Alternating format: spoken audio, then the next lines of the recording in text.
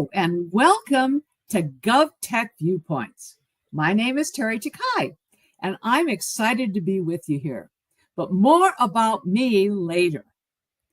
Each episode of GovTech Viewpoints explores one big question facing state and local government decision makers as they adopt next-generation technologies to enhance their service delivery and improve their operational efficiency.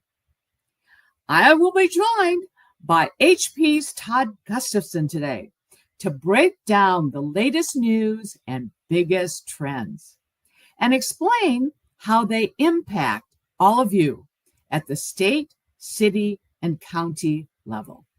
Let's get started. Now, remember, Todd, we're going to be doing this every month. So this is one of a series. I think you and I are going to build up a following, don't you think? Well, we'll have to see how it goes. This feels a little bit like being an entrepreneur, but I know that you are famous, Teri, and everyone knows Teri Takai. But for those of you that don't know Teri, maybe you spend a minute on who you are and what you're about, and I'll do the same thing for the audience. Sounds good, Todd. Yeah, I forget. You kind of think that people know you. Well, Todd, I have been doing government since 2003. Started out as a CIO in Michigan, then went to California, and of all the things, I ended up as the CIO at Department of Defense. And I'm here at eRepublic, and as you know, we're here to support state and local government. So Teri and I have had a great relationship for a number of years, and this is a real pleasure to be able to have this opportunity. I'm here in Boston. I lead HP's public sector business. I've been at HP since 1987, if you can believe. Part of the reason that all this gray hair is here. And I get to do what I love, right? We get to work with great federal and state and local customers in education. And it's something I didn't imagine doing when I graduated from college, but it's certainly something that I thrive and I love doing. So it's great to be with everyone today. Well, fantastic, Todd. Well, one of the things that you and I have talked about over time is how are we going to be able to support the compute power that we're really going to need as AI really whoops up, if you will. Now, that continues to be, kind of top of mind conversation. But what I'm hearing is that we're now getting down to the nuts and bolts. We're really getting to the reality of what is it going to take to do the kinds of AI that we are thinking about doing. And it's a multifaceted conversation. It's about, are we going to have the power? Is this all going to be in the cloud? Where's the compute power going to be? What do you see is really happening out there? And are you talking to CIOs about thinking that forward thought about how we're going to actually make this stuff happen? It reminds me, as you bring up that question, it reminds me a little bit about career inflection points for me. And when I first started, that big career inflection point was when I was maybe even before career, was the introduction of the IBM PC, right? That was like a really big career. Oh my gosh, Todd, I think we're dating ourselves with that. But it changed everything. And then there was this company called Netscape that came around, right? Yeah. And that was in the early 90s. That changed everything. The iPhone came out and that changed everything. It changed everything about how smartphones are deployed. And we're kind of in that similar inflection point now with AI PCs AI in general, I should say, that same inflection point where everything will change. And even though you and I will talk about this here in early 2025, it's likely in 26, we'll be having a somewhat different conversation. So that being said, let me give you my perspective on this, right? Which is, I think there's going to be three different vectors that we'll need to consider. AI in the cloud will absolutely be there. Right. And there'll be opportunities depending upon the use environment where AI in the cloud makes an absolute sense. And you see today, organizations like Microsoft thinking about power consumption as a big part of their go-to-market. And they just signed an agreement with 3 Mile Island to start up nuclear again. So you're going to, when you think about the stresses on the power grid, you're going to have to think about carbon. You're going to have to think about nuclear. You're going to have to think about renewable energy. And I think everyone's thinking about how do they do that? But the reality is that data centers require a tremendous amount of power.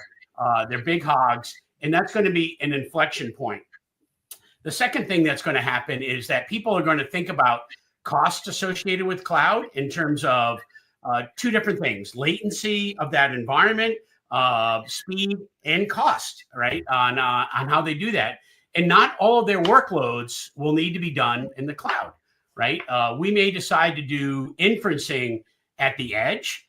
And that's why you see companies like AMD and Intel that are introducing devices that are AI powered PCs so that you can bring the power of compute and power of AI at the edge to do workloads where you may need faster response or a lower cost. And then lastly, I think you'll have smart devices that'll be AI empowered, whether they're in your car, whether they're on the street, on the highways, on telephone poles, and they'll all put stresses on the system as well. And so I think power companies, I think it's part of, we're about to go through an administration change. Well, this will be a big part of what we do. There was just an announcement yesterday that the country of Dubai is going to be investing upwards of $20 billion in data centers and power development to go do that. So I think we're in the early stages, but I think you think about state and local governments, they're going to have to think about how do they balance the requirements given the infrastructure that their particular location has. Yeah. By the way, that sounds like it's probably one of your chip suppliers calling you to find out exactly. We planned to turn this thing off, and unfortunately, I failed in my responsibilities, Teri. So, I'll add a couple of things, Todd, to what you're saying. I think that as we think about the data center piece of this, and we think about how local governments, for instance, are looking at this now, I'm hearing local governments say, number one, this might be an economic development opportunity for me. But number two, we're going to have to think about environmental impacts. Remember when we used to worry about data centers and LEEDs certifications? So there's some of that implication. The second piece that I'm seeing too is that, you made the point about different devices. It's already there. We just don't necessarily even know it, right? And we're invoking it as part of another application that is a part of what we do. And I think that's something we're also all going to have to get used to. Is it is just not going to be something that we specifically, talk about. But let me go back to the point that you were making about it's really going to be embedded into the technology, quote, at the edge. I mean, I think we're going to start to see some utilization. We all talk about body cams, but, think about the implications for transportation organizations and bridge inspections and just caseworkers. And, as you think into where this could actually happen, it gets pretty extensive. Yesterday, they published the world's busiest cities. Boston was in the top 5. Really? And where I live, and I realize I live it. I understand it. And before long, and certainly in our lifetime, there will be truly autonomous vehicles. Yeah. And if you think about AI, wouldn't it be powerful if systemically there was an accident that happened, it triggered an event because the language model understood that was going to happen, rerouted our vehicle before jets and that kind of stuff. We still had a car and was able to do that. So there's going to be that kind of inferencing that happens. And where this difference between the cloud and the edge is depending upon the size of your language model, the latency required to go to the cloud, and depending upon where 5G versus 6G happens, we're still a little way. I'm not sure if I read about 6G, it's going to be 500 times faster than really? 5G. Oh my God. Times, right? Which is shocking to me, right? Because my phone operates pretty fast as it is right now, right? So it will be, if you think it, it'll do it. But those are the kind of things where I think that the same evolution that we went through with PCs and Netscape and the smartphone will be that same revolutionary thing where our kids won't even, it'll be part of their daily DNA in terms of how they operate and how they do it. And I think one of the things that we can all try to do is, if you haven't gone out and used ChatGPT, and if you haven't used Copilot, start with some of these baby steps. And I'm a big believer in making sure that you impact what you do versus being impacted by it, right? And I think when we were talking, if you will, here virtually with our colleagues in the industry and state and local government, this is a real leadership opportunity for all of us. It's a lifetime leadership opportunity, I think, in terms of how do we go do that. One of the variables that I think that we should talk about is that this whole AI approach, Teri, opens up a huge vector in security, right? And I think it opens up real concerns. Not only, well, it opens up opportunity, right? There's certainly an opportunity to drive efficiency, lower cost, deliver better outcomes to our constituents, all those key attributes that we want to achieve.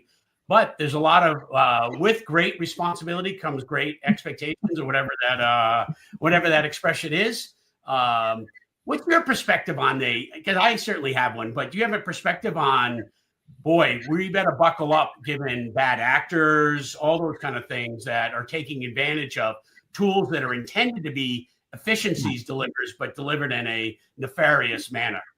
I think there's really two aspects that I think about, Todd. I think one is just the ability of the bad actors to leverage AI just like everybody else. So when you look at something like social engineering, we're just seeing the beginning of deep fakes. We're just seeing the beginning of very realistic approaches. You're already seeing it. How many messages are you getting on your phone? Where are there sometimes people that are calling you? That I think it's going to really, really complicate the whole social engineering side.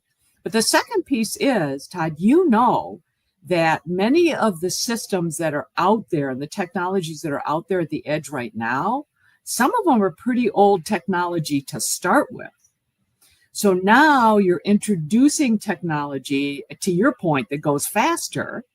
And if you penetrate the network, if you penetrate an application, you aren't going to necessarily have the same safeguard technologies at the edge that you really have developed, right? That the CIOs have developed, either at protecting their cloud or protecting their data, wherever it is.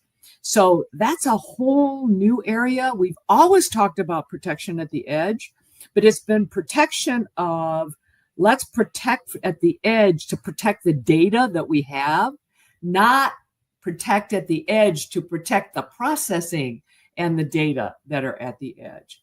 And, we're starting to see companies talk about it, but clearly from a security perspective, it changes kind of the architecture of the way you think about security.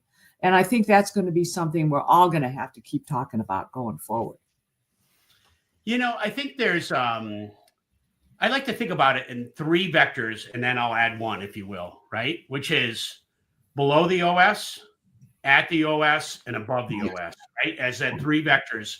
In the industry has spent a lot of time at the OS level, right? That's where we've spent the most amount of time.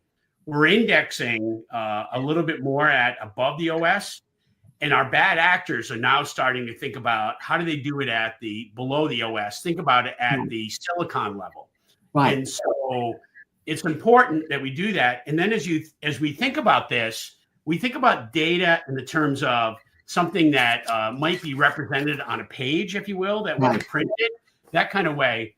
But if you're in the state government and you're working on something that might be fairly highly confidential, think about health or security or something like that.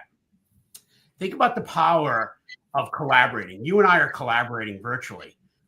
Organizations today still need to think about how do they address security at the collaboration level. Because it's one thing to have this data and have it available and have bad actors. It's a totally different thing if now they have the context of that data and they understand what it means. And so that's as collaboration becomes more powerful and it runs across heterogeneous environments, whether it's on Zoom or Cisco or Teams. All those vectors need to be something our CIOs and CISOs need to start thinking about, because the real gold is the context, not the content. Right. And so that's another consideration that we need to, because our security vectors are primarily in data today, not the context. Well, I would add one other thing too, Todd.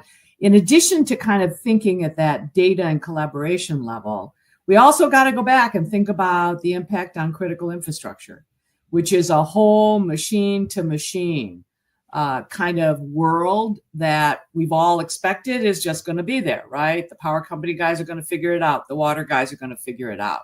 Well, again, in reality, they're still catching up with what the impact of AI is going to be, and to your point, what that means from a security perspective. So I think there's the, kind of collaboration, if you will, at the business level, but then there's this machine to machine, if I can call it that, kind of a quaint way of saying it, a collaboration that happens at the critical infrastructure level that we're also going to have to talk about. Yeah, this reminds me a little bit, and I know a lot of us are maybe somewhat tired of hearing about AI and AI everything. But for me, this reminds me a little bit of going back to school.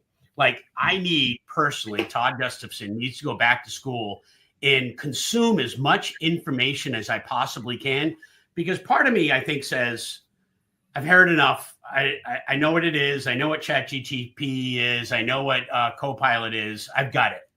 Reality is, I feel like I'm 1 inch, maybe not even 1 inch deep on a 1 foot effort in terms of knowledge. And if there's one takeaway that I would encourage my colleagues to think about, is go back to school, become that sponge, right? Take advantage of everything that you possibly can, because the partners that you've worked with in the past likely may or may not be the partners that you work with in the future. And the pace of innovation that's happening in this space, and the valuation rates on some of these companies that are now happening, not just in Silicon Valley, but virtually everywhere, right? In Bozeman, Montana, and Sun Valley, Idaho, and all these places that you would have never expected in the past, are real opportunities for you to up our game, or up my game, or your game, whatever it might be, in terms of awareness, because the pace is going to be good. And it's I think all of us go to sleep every night and hope to God that our phone does not ring at some point during the night. There's been some type of intrusion or security failure at some point. And part of that is making sure that you have good partners and good engagement and good awareness and education. And I think, to go back to that expression, trust but verify, is more important than ever with AI. Really love the point, Todd, about it. You're not going to be able to, I mean, this is a CIO's nightmare, quite frankly, having been there. You really like to lock in and say, gosh, these are going to be my partners over this period of time, and I can go work on something else. And to your point, it's not going to be that at all. It's going to be continually iterating through it. The other thing that you mentioned, which I think is really scary to a CIO, is I may start to do business with folks that haven't been in business for 25 years, haven't been in business for 10 years. But if I want to get out and really be and take advantage of it, I'm going to have to take some of those kinds of risks. And it's not just the companies, it's going to be on us, to your point, to learn enough about it that we're willing to take that risk, and we're willing to understand it, and we're really willing to manage it. One of the things that I enjoy doing, even though we're talking to state and local colleagues, is I get to work with the federal government. And some people would say the government is laggards. I would tend to believe that they're actually innovators. And one of the things that I think, particularly in Department of Defense, that they've really done a nice job in the Pentagon, is they have a whole innovation army of people that now are spending time, and our tax dollars, for that matter, right, to drive that innovation. And I don't think it's a bad thing for state and local governments to have that same intersection and or potentially drive at a state level collaboration amongst all of your colleagues in terms of best practices, because there's going to be this learning iterative that we're going to need to go through, much like the Department of Defense and the Pentagon does it today, that I think could really benefit what you're doing. And Teri, you and your team are kind of leading out on that effort already, right? With Envision and some of the other things that you do, which I think are leading and innovative in of itself. But I think, again, we're still at this infancy stage. Todd, I couldn't agree with you more. When I got to DoD, one of the first things I realized is that DoD is really all about technology. It's really all about how to equip the men and women in uniform to do the best job that they can to protect the nation. And I know that sounds really high level, but it's really the way I looked at it. And there was nothing that they did that didn't depend on comms, that didn't depend on the best technology to be able to collaborate and coordinate a massive organization to be able to actually perform their duty. I actually, at one point said, well, maybe this isn't connected to the network. Maybe this isn't. And I was completely wrong. Everything was connected to the network, and the innovation and the things that come out of DoD that actually are applicable, across not only government, but also around the commercial sector as well. I think, to your point, is something that I really loved, about having that time at DoD to really get that perspective that you were just talking about. I had the distinct pleasure of taking an Osprey out in November to one of our carriers and stay overnight on it, and I was so impressed and so in awe, to your point, on the amount of technology, whether it was in a skiff or everywhere throughout the ship or the carrier, it was mind-boggling on how much technology drives everything that happens, right? And you think about every different vector point that can be addressed is managed. So pretty powerful. So this has been a great conversation, Teri, right? I hope you guys have enjoyed as much I have. I think we've got a lot more in stock as we go forward on these conversations. But at least from my perspective, I'd love to leave with a couple different things. One is sponge as much as you possibly can. I'm a voracious reader. I wake up and go to bed every night hoping I learn something new in a given day so I can be better educated. I think we're also in a point in the U.S. where we're about to have an administration change on the 20th of January. I think there'll be a lot of change that comes up in front of us. I believe that change represents opportunity, and I hope all our colleagues see it the same exact way, because you could perspective say, oh man, like this is going to be trouble, or you could say this is going to be an opportunity. I think our constituents, if we manage this right, people are going to love government as opposed to rue government. I think 2025, Todd, to your point, is all based on, for instance, the inflection points you talked about, the challenges of what's happening externally. I love your point about that means that each of us has to think on our own scale of what are the important things that we're going to look at, what are the important things that we're going to do. Well, Todd, this has been like one of our most fun conversations. And trust me, Todd and I have a lot of fun conversations on a lot of topics. So Todd, I look forward to seeing you on our next GovTech Viewpoints, and we'll have a new topic that you and I can talk about in terms of what's going to happen in 2025 and beyond. Thanks, Teri. Have a great day. Thanks for joining us today for GovTech Viewpoints. Be sure to subscribe to the series on LinkedIn, YouTube, or Spotify so you'll never miss an episode. Join us next time as Todd and I explore the next big question facing state, city, and county technology leaders. I look forward to seeing you soon.